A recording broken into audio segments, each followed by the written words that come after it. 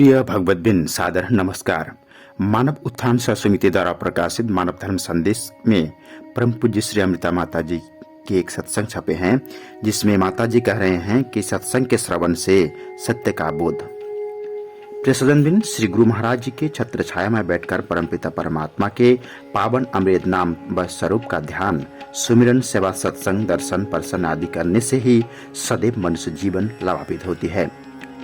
श्री माता जी कहते हैं कि अध्यात्म पथ के मार्ग पर कठिनाइयां तो होती ही है, पर दृढ़ संकल्प के साथ जब भक्त आगे बढ़ता है तो गुरु महाराज जी उसके सत्य पथ के रास्ते को सहज बना देते हैं।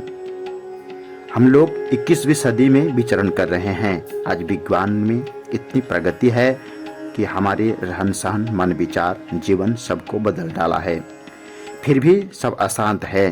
इसका क्या कारण है कि प्राचीन काल के लोगों की जीवन शैली को देखें तो यह पता चलता है कि उस समय विज्ञान इतनी प्रगति नहीं था, परंतु उनका मन शांत था।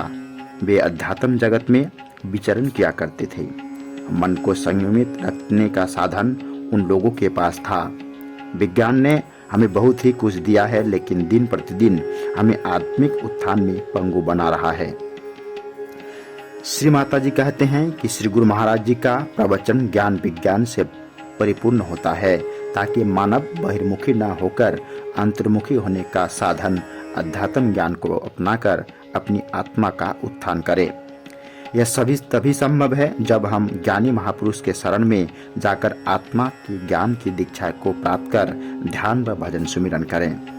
जब हम जीवन में अच्छे कर्म करेंगे तब हम देव की उपाधि को प्राप्त करेंगे, लेकिन समाज में रहकर अनुचित कार्य करेंगे तो हम आसुरी प्रवृत्ति को कहलाएंगे। इसीलिए समाज में अच्छे कार्य करके अपने चरित्र का उत्थान करना चाहिए। इसके लिए हमें अध्यात्म ज्ञान की आवश्यकता है।